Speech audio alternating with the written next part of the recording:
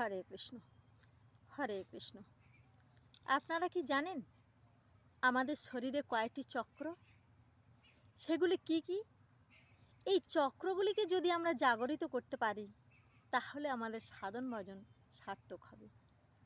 এই চক্রগুলির অবস্থান কোথায়? আসুন তাহলে জেনে নিই।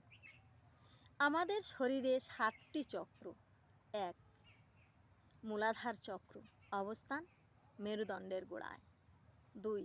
স্বাধিষ্ঠান চক্র, অবস্থান নাভির নিচে। 3. মণিপুর চক্র, অবস্থান নাভি অঞ্চলে। 4. অনাহত চক্র, অবস্থান হৃদয় অঞ্চলে। 5. বিশুদ্ধ চক্র, অবস্থান কণ্ঠে। 6. আজ্ঞা চক্র, অবস্থান এই 2 ভ্রুর মাঝখানে অবস্থিত। 7. সহস্রার চক্র, মাথার শীর্ষে।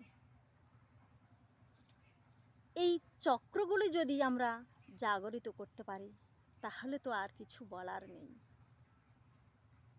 সরাসরি আমরা ঈশ্বরের সঙ্গে সংযোগ স্থাপন করতে পারব। হরে কৃষ্ণ।